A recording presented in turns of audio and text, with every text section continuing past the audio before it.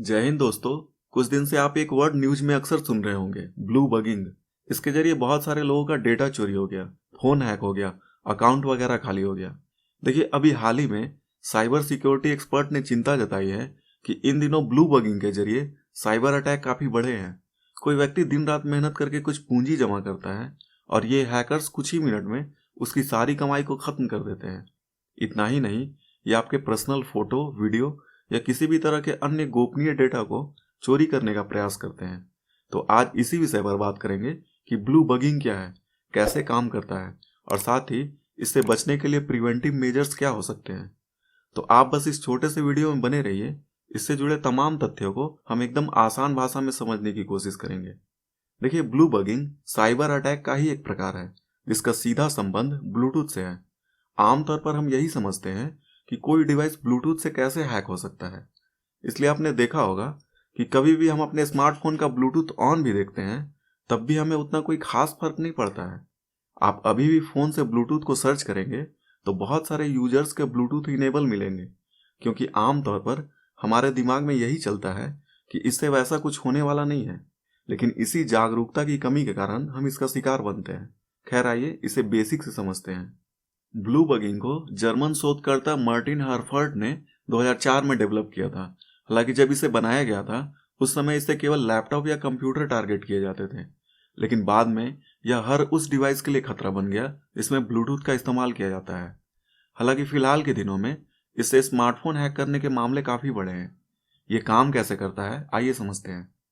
पहले तो ये समझिए कि ब्लू बगिंग पूरी तरह से ब्लूटूथ पर ही आधारित है और आप अच्छे से जानते हैं कि ब्लूटूथ एक शॉर्ट रेंज की वायरलेस तकनीक है जिसका इस्तेमाल कम दूरी यानी कि 10 से 15 मीटर की सर्किल के बीच में डेटा को आदान प्रदान करने के लिए किया जाता है।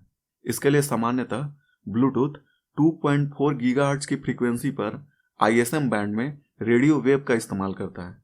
अब हैकर्स किसी डिवाइस को टारगेट कैसे करते हैं, आइए इसे समझते हैं। देखिए, जब आप किसी पब्लिक प्लेस में अपने ब्लूटूथ को ऑन करते हैं उस समय आपके डिवाइस का ब्लूटूथ डिस्कवरी मोड में होता है। मतलब कि वह पेयर बनाने के लिए किसी दूसरे डिवाइस को खोज रहा होता है। इसी समय हैकर भी अपने ब्लू बगिंग को ऑन करके रखते हैं।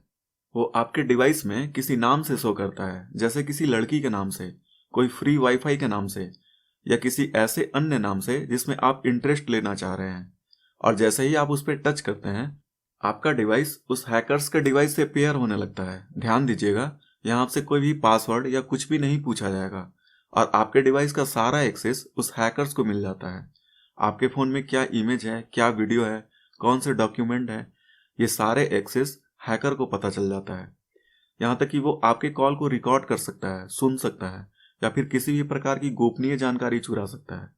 हालांकि ऐसा करने के लिए हैकर्स केवल ब्लू बगिंग का ही इस्तेमाल नहीं करते हैं, इसके अलावा ब्लू स्नैफरिंग या ब्लू जैकिंग का भी इस्तेमाल करते हैं। लेकिन फिलहाल के दिनों में ब्लू बगिंग के खतरे बहुत ज़्यादा प्रचलन में हैं। सबसे गंभीर बात है कि अगर आप एक बार ऐसे हैकर्स के संपर्क में आ जाते हैं तब ये आपके फ़ोन में एक मैलवेयर इंस्टॉल कर देते हैं जिसके बारे में आपको कुछ भी पता नहीं चलता है। लेकिन ये मैलवेयर आपके हर डेटा का एक्सेस उस हैकर्स को तब तक देते रहता है जब तक कि आपके फ़ोन में ये मैलवेयर इंस्टॉल होता है। इस तरह से हैकर्स आपके ऊपर नज़र बनाए रखते हैं और जाने अनजाने में आपकी स्पाई होती रहती है। खैर, आइए ये भी समझ लेते हैं कि इससे बचने के क्या उपाय हो सकते हैं। सबसे पहली बात तो ये है कि अपने डिवाइस को हमेशा लेटेस्ट सॉफ्टवेयर और करंट सिक्योरिटी पैच के साथ अपडेट करते रहें। जब भी आपको लगता है कि फिलहाल ब्लूटूथ का उपयोग नहीं करना है तो तुरंत अपने डिवाइस का ब्लूटूथ ऑफ कर लीजिए। कभी भी पब्लिक और स्ट्रेंजर डिवाइस के द्वारा भेजे गए ब्लूटूथ पेयरिंग डिमांड को किसी भी कंडीशन में एक्सेप्ट मत कीजिए।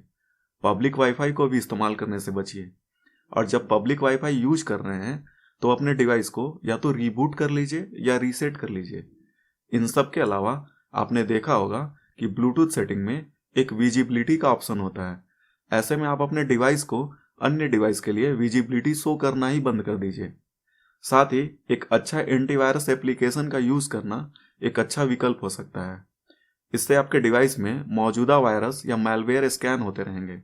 इसके बाद है, आपके डिवाइस में ब्लूटूथ से जितने भी अन्य डिवाइस जुड़े हैं उन पर नज़र रखें और लिस्ट में जो डिवाइस यूज में नहीं है उसे रिमूव कर दें। साथ ही किसी भी व्यक्ति के साथ किसी भी कंडीशन में अपने सेंसिटिव डेटा को ट्रांसफर मत कीजिए। आगे है, ब्लू बगिंग से बचने के लिए हाई क्वालिटी वीपीएन सर्विस एक अच्छा तरीका हो सकता है। साथ ही किसी भी अनआइडेंटिफाइड डिवाइस से अपना डिवाइस पेयर मत कीजिए, और अगर इस तरह से कोई भी गतिविधि आपके साथ घटित होती है तो तुरंत किसी सिक्योरिटी एक्सपर्ट की सलाह लीजिए। और केस ज़्यादा सेंसिटिव लगता है तो किसी नज़दीकी साइबर सेल में पुलिस को इस बात की सूचना दीजिए। बाकी ये जानकारी अपने घर परिवार में सबको शेयर कीजिए। जागरूक रहिए, सुरक्षित रहिए। वीडियो अच्छा लगा हो तो चैनल सब्सक्राइब करके हमारा सपोर्ट जरूर कीजिए। लाइक कीजिए, कमेंट कीजिए। आपका दिन शुभ हो। धन्यवाद।